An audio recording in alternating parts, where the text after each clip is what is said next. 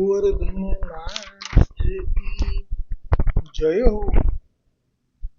श्री गोकुलनाथ जी विरचित श्री हरिराय जी महाप्रभु जी प्रणीत 252 वैष्णवन की वार्ता में वार्ता क्रमांक 48। अब श्री गोसाई जी के सेवक दुर्गादास ब्राह्मण गंगा पुत्र पूर्व भारत में रहते, ताकि वार्ता को भाव कहत है। हरिराय जी महाप्रभु जी भाव प्रकाश में कहे छे, ये तामसी भक्त है, लीला में इनको नाम कल्याणी है। ये श्यामा ते प्रगति है, ताते इनके भाव रूप है। श्री गोकुलनाथ जी कृपा करी वार्ता प्रसंग एक ज छे, आमां पण विस्तार छे थोड़ो। वार्ता प्रसंग एक को दर्शन करावत है। सो एक समय वैष्णव को संग मथुरा आयो हतो। ता संग में दुर्गादास हो श्री गोकुल आए हते। सो श्री गोसाई जी के दर्शन करे। सो साक्षात पूर्ण पुरुषोत्तम के दर्शन भय। तब दुर्गादास ने श्री गोसाई जी सो विनंती करी, जो महाराजाधिराज मुको नाम निवेदन कराइए।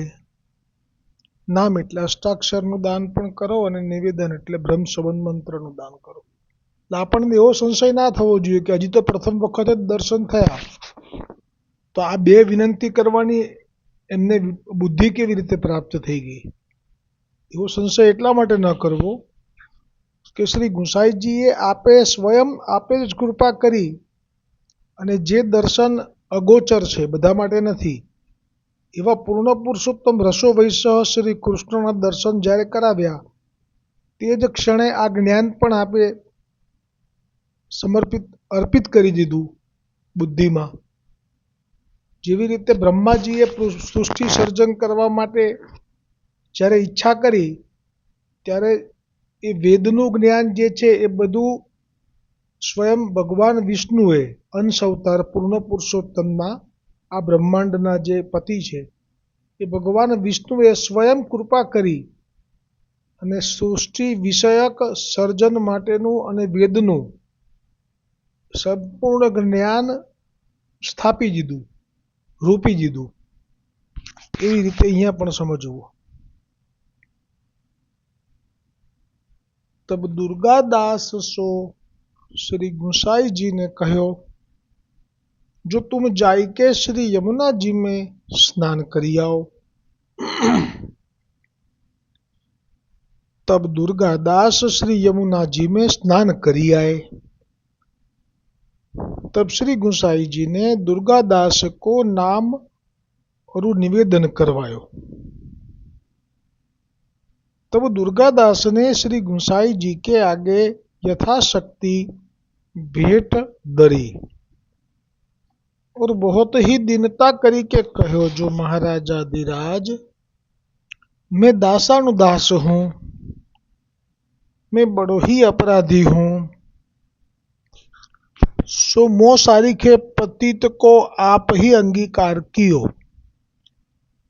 और काहू की सामर्थ्य हती नहीं। तो આજે વચન ઉચ્ચારે છે અત્યારે બ્રહ્મસંબંધ થયા પછી, એ વખતે બ્રહ્મસંબંધ પૂર્વેના જે કંઈ પણ અપરાધો થયેલા છે, જાણી જોઈને અથવા અજાણતા, એ અપરાધો એટલા અક્ષમ્ય, એટલા ભારે હશે કે જે અપરાધોથી મુક્ત થવું એ શાસ્ત્રોક્ત વિધિથી પણ સંભવ નહીં હોય. જેમ કે અજામિલનો ઉદ્ધાર નહીં, શ્રીમદ ભાગવતજીના મહાત્માની અંદર ધુંધુકારીનો ઉદ્ધાર કરવા માટે જે ગોકર્ણજી મહારાજે અન્ય પંડિતોને સાથે રાખીને જે પુસ્તકો શાસ્ત્રોના પાના ઉથલાવ્યા છતાંય પણ એમનો ઉદ્ધાર શાસ્ત્રોમાં પણ નહોતો ધુંધુકારીનો. એવા અધમ કૃત્યો હતા, એટલે એને નર્ક જવું જ પડે એવો બીજો ઓપ્શન જ ન હતો, એમ આપ કહેવા માગે છે दुर्गादास. पाछे श्री नवनीत प्रिया जी को राजभोग को समोह હતો तहाँ श्री गुसाई जी पधारे. श्री नवनीत प्रिय जी को राजभोग धरी समयानुसार भोग सराई आरती करी के दर्शन को बुलाए. सो दुर्गादास तहाँ मंदिर में आई. श्री नवनीत प्रिय जी को दर्शन करी के बहुत ही प्रसन्न भये. पाछे श्री गुसाई जी आप श्री नवनीत प्रिया जी की सेवा सो पहुंची के अपनी बैठक में पधारे. तब सब वैष्णव दर्शन करी को आए. तब दुर्गादास हूँ श्री गुसाई जी को दंडवत करी के बैठे. पाछे श्री गुसाई जी तो आप भोजन करीवे को भीतर पधारे. तब दुर्गादास सो कहो जो आज तुम यहाँ ही महाप्रसाद लीजियो. पाछे श्री गुसाई जी आप भोजन करी के दुर्गादास को महाप्रसाद की पात्री धरी. तब दुर्गादास ने महाप्रसाद लियो. ता पाछे श्री गुसाई जी अपनी बैठक में पधारी के विश्राम करे. पाछे विश्राम ते उठी के श्री गुसाई जी आप अपने गादी तकिया ઉપર બિરાજે. એ વખતે ગાદી તકિયાનો રિવાજ હતો બધી જગ્યાએ, આપણે જાણીએ છીએ. એટલે तब श्री गुसाई जी ने दुर्गादास सो कहो जो दुर्गादास अब तुम्हारे मन में कहा मनोरथ है. કેવી કૃપા છે જુઓ આપની, સામેથી પૂછ્યું. सो कहो. तब दुर्गादास ने श्री गुसाई जी सो विनंती करी महाराजाधिराज एक बेर वन यात्रा और श्री गोवर्धन नाथ जी को दर्शन करिए तो आछो है. तब श्री गुसाई जी आप आज्ञा किए जो बहुत अच्छी बात है. तब दुर्गादास श्री गुसाई जी सो विदा होई के चले. सो श्री गिरिराज आई श्री गोवर्धन नाथ जी के दर्शन करी के दुर्गादास तो बहुत ही प्रसन्न भये. पाछे केतेक दिन दुर्गादास वहां ही रहे. ता पाछे दुर्गादास वन यात्रा को गए. सो परिक्रमा करी 84 कोष व्रजनी भूमिनी. सो परिक्रमा करी श्री गोकुल आई के दुर्गादास ने श्री गुसाई जी के दर्शन किए. तब श्री गुसाई जी ने दुर्गादास सो कहो जो दुर्गादास तुम कब आए. तब दुर्गादास श्री गुसाई जी सो विनंती करी के कहे जो महाराजाधिराज अब ही आवत हो. पाछे श्री नवनीत प्रिय जी के उत्थापन को समय हतो. श्री गुसाई जी आप मंदिर में पधारी के श्री ठाकुर जी को उत्थापन भोग धर्यो. पुलिंदी जी ना भाव थी लीला मेवानो. समय भय भोग सराई जारी भरी के दर्शन के किवाड़ खोले. तब दुर्गादास ने श्री नवनीत प्रिय जी के दर्शन करे. तब पाछे श्री गुसाई जी आप शयन पर्यत की सेवा सो पहुंची के अपनी बैठक में पधारे। એટલે જે ઉત્થાપનના દર્શન નવનીત પ્રિયાજીના કર્યા દુર્ગાદાસે, પછી શ્રી ગોકુલનાથજી જે કહ્યું કે તા પાછે શ્રી ગુસાઈજી આપ શયન પર્યત, એટલે એમાં પછી સંધ્યા આરતી થાય, ઠાકોરજી ગયુચારણ કરીને પાછા પધારે. એ વખતે જે પણ સેવાનો ક્રમ આવતો હોય તે પછી આપ રસોઈ ઘરમાં હોય અને ત્યાં સેવા માટે જે સામગ્રી શયન ભોગમાં ધરવાની છે એ આપ કરવા લાગી જાય. અને શયન પર્યત એટલે ભોગ પણ ધરાવે, પછી સરાવે, પછી શયન આરતી થાય એટલે પાછા દર્શન ખુલે. પછી શયન આરતી થયા પછી જે દર્શન ખુલ્યા હોય એમાં પછી પ્રભુ જ્યારે શયનનો સમય થાય એ દરમિયાનમાં સજ્જા એ શ્રી ગુસાઈજી સિદ્ધ કરી રાખે બોડવા માટે નવનીત પ્રિયજીને.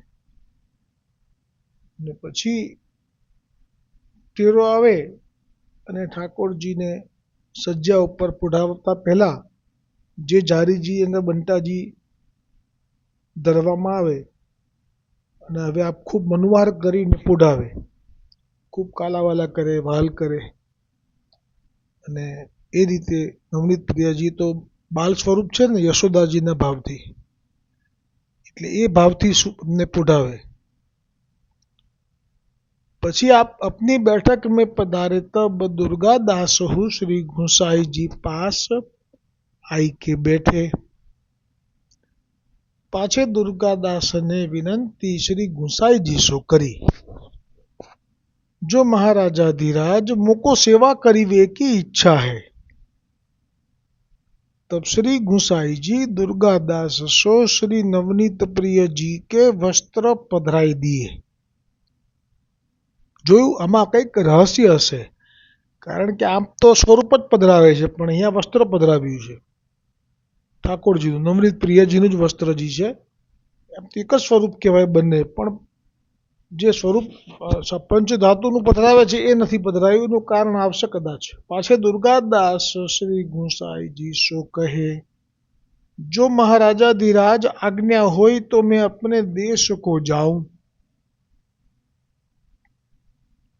और दुर्गादास ने श्री गुसाई जी आगे भेंट राखी. तब श्री गुसाई जी ने हंसी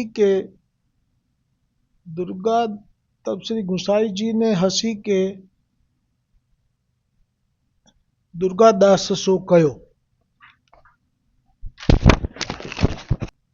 એટલે કે જે વખતે દુર્ગાદાસે શ્રી ગુસાઈજી આગળ ભેટ રાખી ત્યારે શ્રી ગુસાઈજી હસ્યા અને કહ્યું કે दुर्गादास सो कहो, जो दुर्गादास कहाँ यह नई सी करत हो. નઈ સી કરત હોય એટલે આ કેમ નવી રીત કરી? હજી સુધી કોઈ પણ સેવકને શ્રી ગુસાઈજીએ આવી આજ્ઞા નથી કરી, પણ અહીંયા કરી. એનું કારણ હવે ભાવપ્રકાશમાં શ્રી હરિરાયજી કરે છે, કૃપા કરી વર્ણન કરે છે. સો યાતે ऐसो કહ્યો, जो ये गंगा पुत्र है ताते पूज्य है, सो इनकी भेंट लीनी न जाई. या अभिप्राय ते श्री गुसाई जी आप ऐसे कहे. મને પણ આ વિષયમાં વધારે ખબર નથી. तब दुर्गादास ने श्री गुसाई जी सो कहो, जो महाराजाधिराज बलि जाऊं, तुम जब नहीं करी तब हमें हूँ नहीं करनी पड़ी. એટલે વ્રજ ભાષામાં જ્યારે શબ્દોનો પ્રયોગ થાય છે ત્યારે આ તુમ એવો થાય છે, પણ આપણે તો આપ જ સમજવાનું. એટલે એમ કહેવા માંગે છે કે તમે નવું કર્યું એટલે મારે નવું કરવું પડ્યું. એટલે હજી આપણને સમજાવ્યું નથી, પણ હવે આગળ ખુલાસો થાય. તો શ્રી ગુસાઈજીને દુર્ગાદાસ સો કહ્યો, હમ કહા નહીં કરી. ગુસાઈજીને આનંદ આવ્યો સંવાદ કરવામાં. तब दुर्गादास श्री गुसाई जी से विनंती करी, जो महाराजाधिराज ये माला तुम पहराई है. ताते अब तो हम निर्धार करी के तुम्हारे भय है, अब तो भेट રાખની ઉચિત હે। આ એટલે એનો ભાવ તો એવો થઈ શકે જેમ વ્રજવાસી લોકોને પૂજ્ય કીધા છે। સાક્ષાત મહાપ્રભુજી વલ્ભાચાર્યજીએ ઝારખંડમાં આજ્ઞા સાંભળી અને શ્રી ગોકુલ આવી યમુનાજીની કૃપા પ્રાપ્ત કરી અને બ્રહ્મસંબંધનો મંત્ર શ્રીના ગોવર્ધનનાથજી એટલે ગોકુલચંદ્રમાજીથી પ્રાપ્ત કરી અને જ્યારે આપ અહીંયા જતીપુરામાં સદુ પાંડેના ઘરે આવ્યા અને એ વખતે સદુ પાંડે કે જે કોઈ પણ સાધુ સંતો માટે હંમેશા સેવા માટે ઉત્સુક રહેતા, એવો જ એમનો સુંદર ભાવ,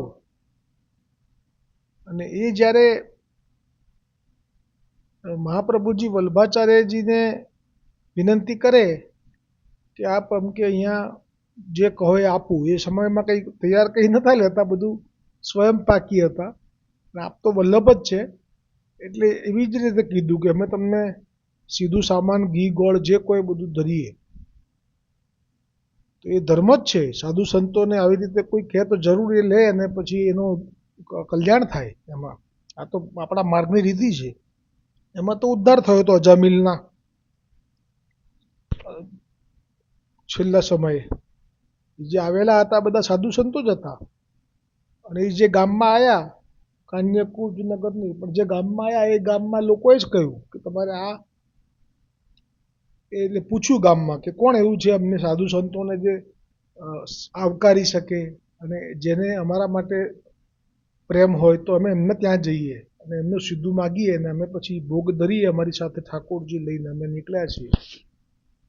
એ પરંપરા જ હતી એટલે સદુ પાંડેએ પૂછ્યું। પછી એ લોકોએ તો હાથે કરીને ખોટું બતાવ્યું કે અમે અજામિલનું ઘર, એમાં બી એમનો ઉદ્ધાર લખ્યો હશે, પણ વાત આ છે કે આ રીતે પરંપરા હતી। એમાં મહાપ્રભુજીને વિનંતી કરી તો મહાપ્રભુજીના સેવક એમ કહ્યું કે ના, અમારા જે આચાર્ય છે એ કોઈનું અવૈષ્ણવનું એટલે કે સેવક થયા સિવાય જો કોઈ હોય એમનું લેતા નથી એમ કહ્યું। પણ પછી કયા વખતે સંદર્ભમાં આ આજ્ઞા કરી હતી એ ભૂલી ગઈ છે અત્યારે મને, પણ આપે આજ્ઞા કરી હતી મહાપ્રભુજીએ કે તમે તો વ્રજવાસી છો, તમે તો જગતના પૂજ્ય છો, આવું આપનું વિધાન હતું।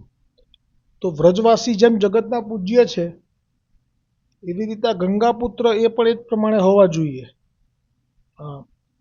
બિહાર પાસે પૂર્વ ભારતમાં કોઈ જગ્યાએ આ રીતે આ ગંગાપુત્રનું ત્યાં હોવું જોઈએ મહિમા મહાત્મ્ય। અત્યારે શ્રી ગુસાઈજીએ જે સંવાદ કરીને કહ્યું કે અમે શું નવું કર્યું, કેમ કે પેલા એવું બોલ્યા ને, પેલા ગુસાઈજી જ બોલ્યા કે આ શું નવી રીત લાવો છો એમ, એટલા માટે એવું બોલ્યા કે ગંગાપુત્રને તો આપવાનું હોય, ગંગાપુત્રથી લેવાય નહીં, એટલા માટે એમના મનમાં છે હજી ગંગાપુત્રનો જે પેલો ભાવ કે નહીં, એમ કરીને આપે લીલા કરી પરીક્ષા કરવા, પરંતુ અહીંયા તો દાસભાવ દ્રઢ થઈ ગયો છે એટલે કહ્યું કે મહારાજા ધીરાજ, આ તો તમે નવું કર્યું એટલે મારે નવું કરવું પડ્યું। તારે ગુસાઈજી હજી જાણવું હતું કે ખરેખર આ દાસભાવ થયો છે એટલે કીધું કે અમે શું નવું કર્યું।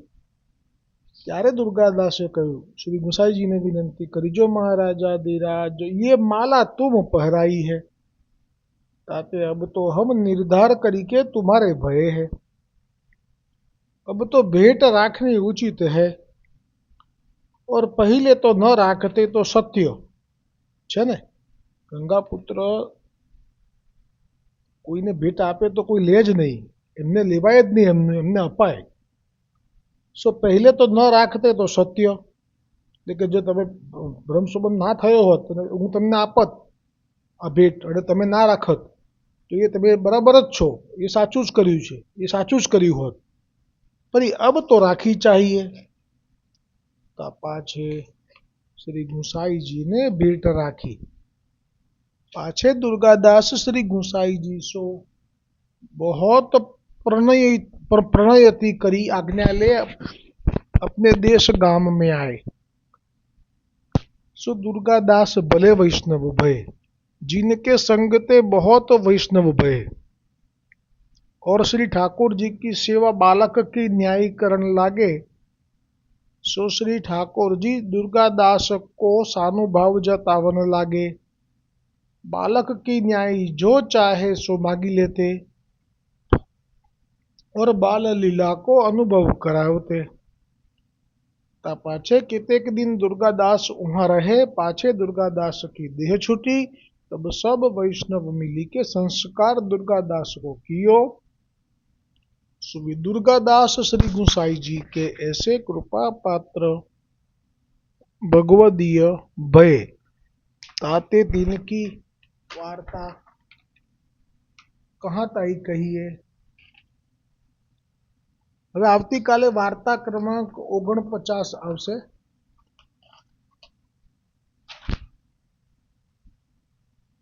अब श्री गुसाई जी के सेवक पुरुषोत्तम दास पुष्करना ब्राह्मण काशी के वासी तिनकी वार्ता को भाव कल आवेगो। श्री हरिराय जी महाप्रभु जी रचित शिक्षापत्र 41 છે, જેમાં એમાં આજે 20મું શિક્ષાપત્ર જે ચાલુ છે એમાં આજે 17મો શ્લોક આવશે। શબ્દાર્થ કહે છે, પહેલા તો સંસ્કૃતનો શ્લોક જ વાંચી લઉં છું કારણ કે બહુ જ મહત્વનો છે।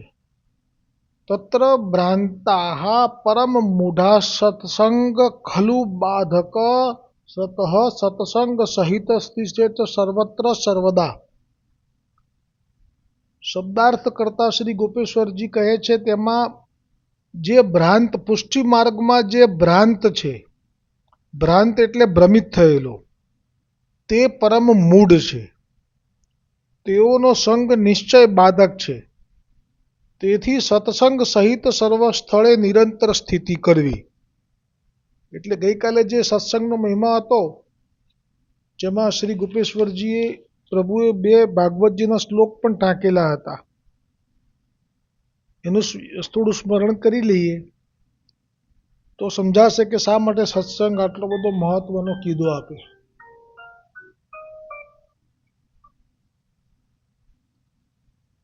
એટલે સત્સંગનો મહિમા એટલો બધો કીધો ગઈકાલે કે વિવેક ધૈર્ય આશ્રયના નિશ્ચયથી સંગ સર્વ સાધક છે, તેમાં સંશય નથી। જ્યાં વિપરીત કૃતિ છે ત્યાં ભ્રમ કેમ હોઈ શકે। એટલે કે જેની પાસે સત્સંગ છે એને કોઈ ભય નથી। વિવેચનમાં કહ્યું કે જીવે એટલો દ્રઢ નિશ્ચય રાખવો કે સત્સંગ જ ભગવદ ધર્મનો સાધક છે, એમાં સંશય સ્વલ્પ નથી। એટલે જ મેં કિશોરીબાઈનું દૃષ્ટાંત પણ આપ્યું કે જેમની ઉપર શ્રી યમુનાજીની આટલી કૃપા, જેમની ઉપર શ્રી ગુસાઈજીએ નૂતન દેહ કરી આપ્યો, જેમને સાક્ષાત યમુનાજીની રજની સેવા એટલે યમુનાજીની જ સેવા આપી, જેમના શ્રી ગોવર્ધનનાથજીની સન્મુખ થવાથી ગોવર્ધનનાથજી પણ હસ્યા, કિશોરીબાઈ પણ હસ્યા એકબીજાની સામે કટાક્ષથી જોઈને। વૈષ્ણવો સમજી ન શક્યા અને શ્રી ગુસાઈજીને વિનંતી કરીને જાણી લીધું કે આ કયા નંદાલયમાં કયા ભાવથી હસ્યા। આટલા બધા કિશોરીબાઈ કૃપાપાત્ર હતા, ત્યાં સુધી કે એમને જે બિલછુ કુંડ છે ત્યાં શ્રી ગુસાઈજીએ કૃપા કરી અને કિશોરીબાઈને રાસનો પણ અનુભવ કરાવ્યો, રાસલીલાના પણ દર્શન કરાવ્યા। કેમ કે એમનું લીલામાં બાલ સ્વરૂપમાં આસક્તિ હતી, એટલે હજી અહીંયા સુધી એમની કૃપા નહોતી થઈ, એ પણ કરાવી કિશોરીબાઈજીને।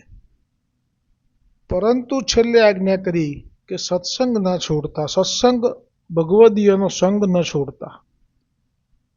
એટલે સત્સંગનો મહિમા આવ્યો હતો, આજે એના અનુસંધાનમાં છે કે પુષ્ટિ માર્ગમાં જે ભ્રમિત થયેલો છે, પરમ મૂઢ છે, તેઓનો સંગ નિશ્ચય બાધક છે। તેથી સત્સંગ સહિત સર્વ સ્થળે સ્થિતિ કરવી। એટલે જ્યારે પણ મેં કહ્યું હતું કે ભલે સેવા છે કે સેવા નથી, પણ સત્સંગને છોડવો નહીં, એવું આપ કહેવા માગે છે હરિરાયજી।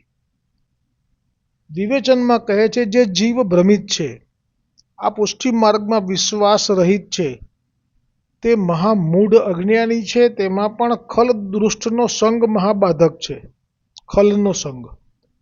આમ છે તો પુષ્ટિ માર્ગીય ભગવદીએ સર્વ સ્થળે પુષ્ટિ માર્ગીય ભગવદીયના સંગમાં જ સ્થિતિ કરવી, ત્યારે જ તે દુસ્સંગથી બચી શકે।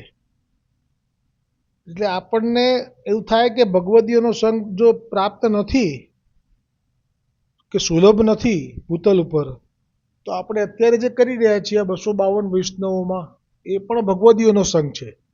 અને એ ભગવદીયનો સંગ કરવાથી, એમનું શ્રવણ કરવાથી, વાંચન કરવાથી પણ એ ભગવદીયના સંગમાં જ સ્થિતિ થઈ એવું જ માનવું.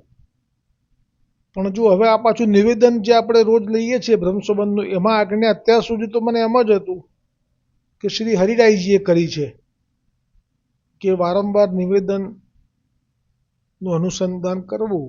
એમાં ક્યાંય અપરસ કરીને નિવેદનનું અનુસંધાન કરવું એવી આજ્ઞા નથી આવતી. આ એનું પ્રમાણ આવ્યું. પણ આ તો મહાપ્રભુજી વલ્ભાચાર્યજીએ જે આજ્ઞા કરી છે નવરત્ન ગ્રંથમાં, એનો એક શ્લોક મૂક્યો છે અહીંયા, એક જ લીટી, કે નિવેદનમ તુ સ્મર્તવ્યમ સર્વથા તાદશૈર જનેહ.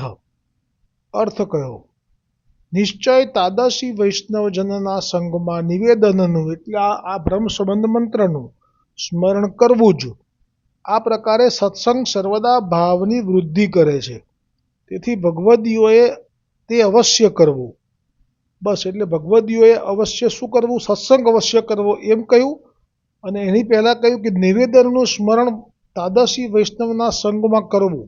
આમાં પ્રશ્ન કીધું નથી. એટલે મેં જ્યારે શરૂઆત કરી હતી બ્રહ્મસંબંધ મંત્રો બોલ્યો હું પહેલી વખત, ત્યારે તરત જ ફેસબુકમાં એક વૈષ્ણવની કોમેન્ટ આવી હતી કે આ તો અપરસમાં બોલાય. પણ મેં એમને કોઈ જવાબ ના આપ્યો, કારણ કે એમની જગ્યાએ સાચા છે. એમણે જે માન્યતા મારા ઘરમાં જ છે, મારા ધર્મપત્ની જે છે એને વાતમાં મને સત્સંગ કરવાનો લાભ મળી જાય, અને એ પણ મારી સાથે સત્સંગની અલૌકિક જ મોટે ભાગે વાતોમાં અમે ચા પીતા પીતા એ જ વાતો કરતા હોઈએ મોટે ભાગે. પછી લૌકિક પણ થોડું હોય એના મનમાં, પણ મને ના ગમે એટલે હું વાત બદલું. પણ એ વખતે તો એણે જ કહ્યું કે મને એટલું સરસ એક આટલા વર્ષ પહેલાં એક નાનું પુસ્તક મળ્યું હતું, એમાં બ્રહ્મસંબંધ મંત્રનો અર્થ હતો. એટલે એ બહુ સાચવીને રાખ્યું હતું. એટલે મને થયું, મેં કીધું ચલો અને સત્સંગ કરી લઈએ થોડો અત્યારે. તો મેં કહ્યું કે બોલી જા મંત્ર બ્રહ્મસંબંધમાં. તો તરત જ જવાબ આપી દીધો કે ના બોલાય એવી રીતે અપરસ કર્યા વગર. એટલે આ જે છે એ પછી મેં એ વૈષ્ણવને કંઈ એવું ના કીધું કે ના અમે સાચા ને તમે ખોટા. બધાની માન્યતાઓ બધાની જગ્યાએ સાચી હોઈ શકે, પણ અત્યારે તો મહાપ્રભુજી આજ્ઞા કરી છે આ તો. અને જ્યારે હરિરાયજી આજ્ઞા કરશે એમાં ગોકુલનાથજીની આજ્ઞા સમજવી. હરિરાયજીની આપની પોતાની હોય તો પણ આપ મહાપ્રભુ છે. સહસ્ત્ર પરિવત્સર મિત કાલ જાત કૃષ્ણ વિયોગ જનિત તાપ ક્લેશ આનંદ તીરો ભાવોહમ ભગવતે કૃષ્ણાય. શ્રી ગોપીજન વલ્લભાઈ. દેહ પ્રાણ ઇન્દ્રિય અંતકરણાની તદ ધર્માસ દારા આગર પુત્ર આપ્તવીતિ પ્રાણી આત્મના સહ સમર્પયામી. દાસોહમ શ્રી કૃષ્ણ તવાસ્મી, દાસોહમ શ્રી કૃષ્ણ તવાસ્મી, દાસોહમ શ્રી કૃષ્ણ તવાસ્મી. શ્રી કૃષ્ણ શરણમ મમ, શ્રી કૃષ્ણ શરણમ મમ, શ્રી કૃષ્ણ શરણમ મમ. આજે જે આ મંત્ર છે એમાં એક જ શબ્દ પર વધારે આપણે ભાર લઈએ અને પછી આ અનુસંધાનનો લાભ લઈશું. ગોપીજન વલ્લભાઈ. કેમ કે જે સનાતન ધર્મમાં પ્રગટ સ્વરૂપ છે એ વિષ્ણુનું છે, અને લીલામાં પડેલા જીવો બધા અત્યારે વિષ્ણુ ભગવાનના લોકમાં પ્રગટ થયા છે. એટલે એમના મનમાં જે ઘર કરી ગયેલું હોય એ એક જ ભગવાન દેખાયા કરે, વિષ્ણુ ભગવાન. અને જેના ઘરમાં પંચદેવની પરંપરા હતી, બધાને વિષ્ણુ ભગવાન, મહાદેવ, માતાજી, ગણપતિજી અને સૂર્યનારાયણ બધામાં પ્રેમ હોય, સ્વાભાવિક છે. પણ શા માટે આજે બ્રહ્મસંબંધ મંત્રમાં ગોપીજન વલ્લભાઈ એવું જે આવે છે, તો એટલા માટે જ આવે છે કે આ જે છે પૂર્ણ પુરુષોત્તમ ગોલોકના અધિપતિ છે, અને જે પડ્યા છે એ બધા ત્યાંથી પડ્યા છે. એટલા માટે થઈને જો ગઈકાલે મેં કહ્યું હતું શ્રી ગોકુલનાથજીનો જે ટીકાની શરૂઆત થઈ, એમાં હજી તો આજે થશે જે પ્રથમ શ્લોક છે પ્રાકૃત ધર્મના આશ્રય કરીને. પણ એ પહેલાં જે આવ્યું એમાં તો શ્રી ગુસાઈજીએ જે મંગલાચરણ કર્યું તે આવ્યું, અને પછી શ્રી ગોકુલનાથજીએ આપના પિતાંબુજ એટલે કે શ્રી ગુસાઈજીના ચરણ કમલ શા માટે એમના શરણે રહેવું એ આવ્યું. અને એમના ચરણથી જે મળે દ્રવ્ય વગેરે, પતિ પત્ની પુત્ર વગેરે, એ સર્વ અલૌકિક જ હોય એ આવ્યું. અને એ પછી જે ચતુર મુક્તિ જે કીધી 4 પ્રકારની, અને એમાં જ્યારે મેં થોડું છૂટું પાડ્યું કે શા માટે 4માંથી એકેય મુક્તિ કામમાં ના આવે એવું ગોકુલનાથજી કહેવા માગે છે. એમાં મને જે દ્રષ્ટાંત મળ્યું એ એવું મળ્યું સુંદર, જે મેં કાલે રજૂ કર્યું કે વૈકુંઠમાં જે વિષ્ણુ છે એ શેષ શૈયા ઉપર શયન કરે છે, અને પુષ્ટિ પુરુષોત્તમ છે એ પુષ્પની શૈયા ઉપર શયન કરે છે. એમ કરીને જે વાત કરી મેં, તો વૈષ્ણવને એક સંદેહ થાય એવું પછી અત્યારે મને વિચાર આવ્યો આજે, એટલે સવારે, એટલે મેં એનું અત્યારે સમાધાન ઈચ્છ્યું છે. પહેલાં તો કે એ જે શેષ છે, તો પછી આ પણ શેષ છે, બલરામજી, ગોપીનાથજી, તો એમાં શું ભેદ છે એ પણ સમાધાન જરૂરી છે, જેથી કોઈ મનમાં સંશય ના રહી જાય. તો ભાગવતજીમાં વર્ણન છે, જ્યાં જ્યાં પણ આપના અવતાર છે, જેમ કે ભૂમા ભગવાનનો પ્રસંગ આવે છે 11મા સ્કંદમાં જ આવે છે, કાં તો 10મા સ્કંદમાં છેલ્લે. એમાં અર્જુન એ દ્વારિકાધીશજીના ત્યાં મળવા આવે છે, અને પેલો બ્રાહ્મણના પુત્ર એક પછી એક મૃત્યુ પામે છે. ત્યારે એ દ્વારિકાધીશજીની સામે આવી અને બહુ જ અપશબ્દો બોલે છે, અને યાદવોને તો નપુસંક કહી દે છે.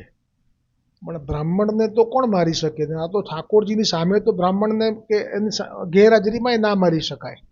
એ વખતે આ અર્જુન જે છે એ પોતાના ગાંડી ઉપર જે બળનું અભિમાન હોય છે, એટલે કહે છે કે હું હવે તમારે જો બાળક આવશે તો મને કહેજો, હું સૂતિકા ગ્રહની રક્ષા કરીશ. એ પ્રસંગમાં અત્યારે વિસ્તાર નહીં લઉં, પણ મૂળ પ્રસંગ પર આવી જઉં છું. તો એ એવું કરવા જાય છે, છતાં પણ એ બાળક તો આ વખતે મૃત હાલતમાં નથી મળતો, સૂતિકા ગ્રહમાંથી જ અંતર ધ્યાન થઈ જાય છે. અને એ વખતે અર્જુને પણ લીધેલું હોય છે કે જો હું ન રક્ષા કરી શકું તો હું જીવતા અગ્નિમાં દેહને સમર્પિત કરીશ. અને પછી તો અગ્નિએ પ્રજ્વલિત કર્યો, અને પછી ઠાકોરજી હસ્યા અને એને સાથે લઈ અને ભૂમા ભગવાનના એ લોકમાં ગયા, જ્યાં બધું વર્ણન છે ભાગવતજીમાં. ત્યાં પણ શેષ છે, ક્ષીરસાગરમાં એ શેષ છે. તો પછી આ શું છે? અને હવે ગર્ગ સંહિતા, તો ગર્ગ સંહિતામાં તો શરૂઆત જ ત્યાંથી થાય છે કે જ્યારે દેવતાઓ ભગવાન વિષ્ણુને લઈ અને આ વખતે જે અવતાર લેવાનો હતો હમણાં 5000 વર્ષ પહેલાં, તો એ બધાને કીધું કે આ અવતાર માટે મારાથી નહીં થઈ શકે. અત્યાર સુધી તમે અવતાર માટે મને જ કહેતા આવ્યા છો. રામચંદ્રજી વખતે મને કીધું, નૃષિ વખતે મને કીધું, પણ હવે તો આ અવતાર જે છે પૂર્ણ પુરુષોત્તમનો, એ તો ગોલોકના પૂર્ણ પુરુષોત્તમથી જ થશે. એટલે ત્યારે બ્રહ્માજીને આશ્ચર્ય થયું કે શું આપનાથી કોઈ ઉપર લોક છે પાછો? તો કે હા, એ ગોલોક. તો કે આપ જ લઈને ચાલો. તો ત્યાં જે ચાલ્યા છે એ વખતે જે દર્શન થયા છે સર્વપ્રથમ ગોલોકના, એમાં શ્વેત શેષ નાગના ખોળામાં ગોલોક બિરાજી રહ્યું છે, આવો શબ્દ છે. પણ મને એમ થાય કે વૈષ્ણવને ન ગમે એટલે હું મોટે ભાગે આ સ્કીપ કરું છું શબ્દ, શેષ નાગના ખોળામાં.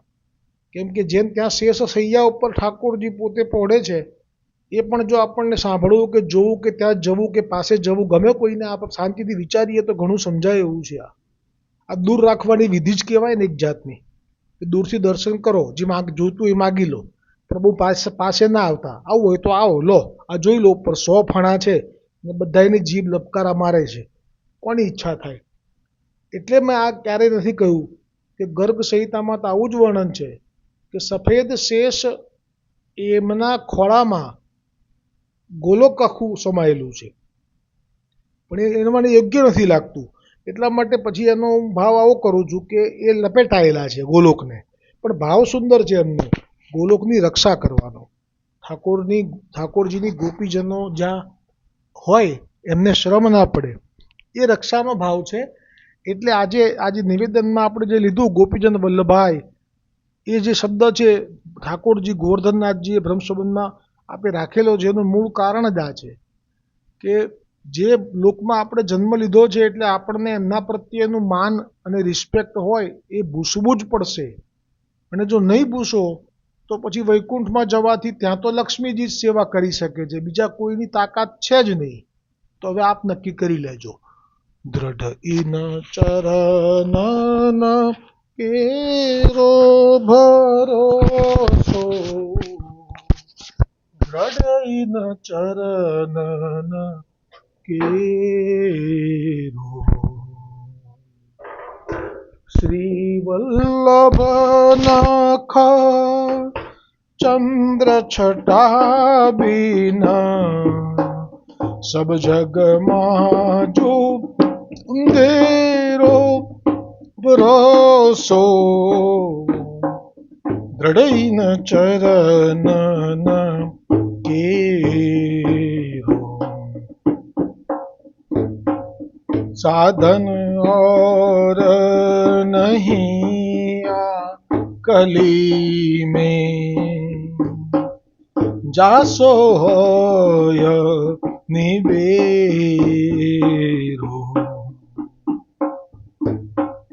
सुर कहाँ कहे द्विविध यादरो बिना मोल को चेलो भरोसो दृढ़ई न चरणन केरो दृढ़ई न चरणन केरो भरोसो दृढ़ई न चरणन दृढ़ई न चरणन दृढ़ई न चरणन केरो। श्री गोवर्धननाथ की जय, श्री वल्लभाधीश की जय, श्री गुसाई जी परम दयाल की जय, श्याम सुंदर श्री यमुने महारानी जी की जय, श्री वल्लभ कुल परिवार की जय, अपने अपने गुरुदेव की जय, बसंत बिहारी लाल की जय हो जय हो जय हो।